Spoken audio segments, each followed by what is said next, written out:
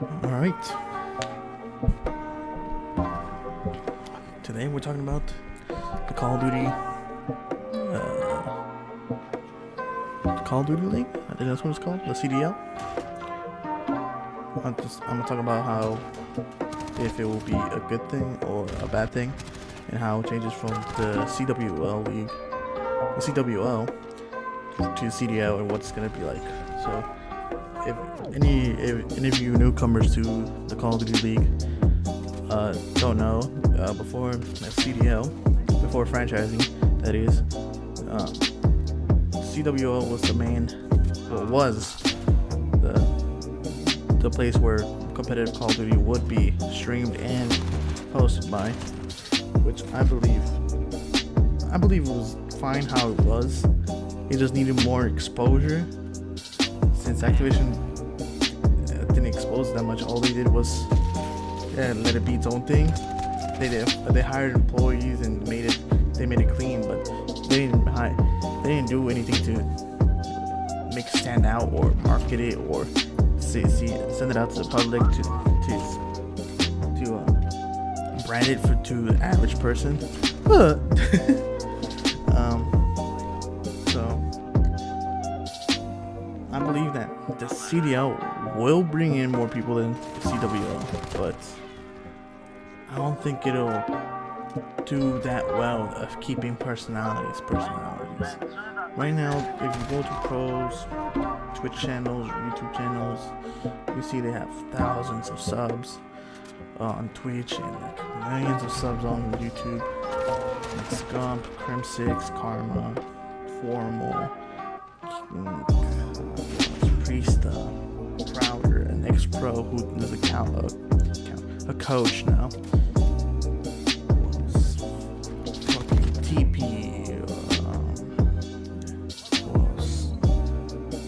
Merc,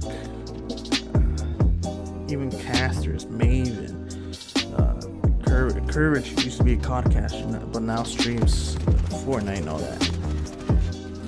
CDL will probably bring more viewers and bring more into the limelight, like how Overwatch had.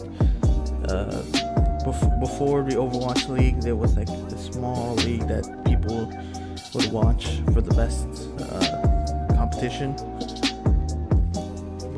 But CWL was already a big brand, and they're taking a risk making the CDL and having those ex-CWL teams saying that they will not join the CDL because they want $25 million per spot, and that's overly exaggerated because teams will never get that back. Teams will probably never get that money back unless they bring in millions of viewers, like how League of Legends does overseas. Teams will not get that back. That's why most teams will not risk going into the CDL, since 100 Thieves is out, Optic Gaming's out, Cloud9's out, TSM still has a good friend, Luminosity Gaming doesn't know, Team Liquid didn't even consider it. Most of the big brands are not coming into the CDL just because of the $25 million. Activision thinks Call of Duty is going to be a big thing and going to be a big marketing plan, but if it doesn't hit those heights that they think it's gonna happen, it's not gonna go well, because whoever does invest in it is never gonna get their money back. If Activision doesn't market it to the point where they get around 100k viewers on Twitch, or like even 300k viewers combined on YouTube, Twitch, and probably like their own streaming website. That's the problem, since they want to make it to the limelight and make cities be teams, but the CWL, all those fans that originated with the CWL wanted to keep it like that, since that's the teams that they've recognized for the past 8 years. Optic Gaming is known as a great dynasty for the past 4 years, I think. Envy is known as one of the most successful brands in Call of Duty, having won 2 to 3 world championships. Illuminati is always known as the team that can always win a championship, but sometimes come short, which I believe they should have won many more than they actually won. 100 Thieves was known as a brand that was beyond life. 100 Thieves was more of like a lifestyle than an actual content, since 100 Thieves had clothing on clothing on clothing, and had the videography that was super clean, that could match most film companies. And even Optic with Vision had the videography that would actually match some of these top companies and top photographers. Well, TSM came into it a couple times, Cloud9 came into it a couple times. These big brands is what we expected from CWL. So now that Activision says franchising is the way for Call of Duty to go, we're gonna have to restart and have to, especially this new thing where they want a roster of 5 players, which we're already used to. We've already had that for a year, and the game did go well with 5 players. But the thing is, they want 2 substitutes, which you can come in mid-game, so you can have like a S&D specialist or a hardpoint specialist to sub in, which I believe is it's not stupid, but I feel like it's weird being able to sub in people. If it's the same thing as a 5 games, you win 3, you win the series. If it stays like that, it's gonna be weird having 2 subs. They can come in during mid-game. It's gonna be weird for me, but for other people, they might be used to it, because I think League of Legends does that, and some other, I think Overwatch does that too. But Call of Duty's never had that. They've had substitutes, but they can't join in mid-game. They've had substitutes where you can put them back in your roster and put the other player in the substitute position and play with him for a match, and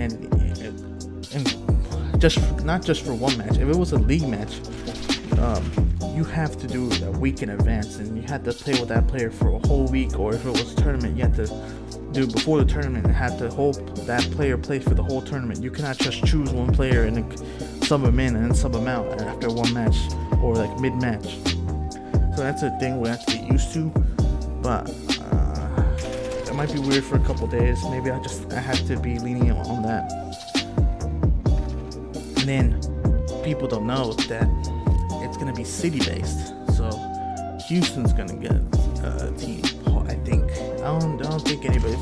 Actually, I don't know if anybody wants to do Houston because of the scorching hot heat that we have and the shitty fucking humidity we have. But maybe Houston. I think Dallas is definitely getting one. LA is definitely getting one. Optic. Here's the thing. LA is Optic, but Optic is no longer an organization. It's kind of confusing for new people. But Optic got bought out by a different company called Immortals, which is a company that hasn't been in Call of Duty, but it's been in other esports. And they bought it because they wanted their Overwatch team. And I think it was their league team. I don't know. Yeah, their league team, I think. But not their Overwatch. I think it was just their league team. And they sold. Well, I don't know if they sold or released all the Optic teams except for Call of Duty. Call of Duty and Gears was the ones that. Sorry about that. That were the only ones that they were gonna keep.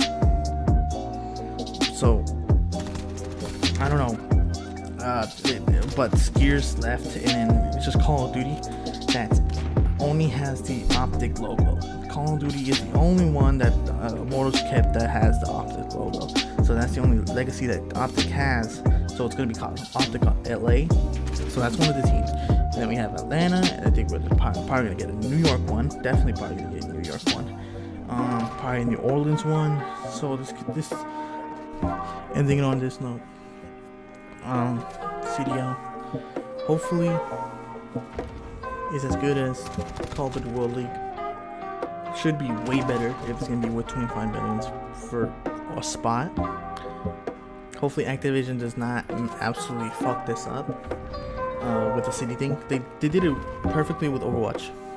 Just do what you did with Overwatch, but make it more marketable, because you only had news of Overwatch with T-Mobile, and you didn't have any other brands marketing the Overwatch League. That's the thing I'm worried about. That it's gonna happen at the Overwatch League, where it eventually dies out, and a lot of people still watch it, but hopefully it doesn't end up being.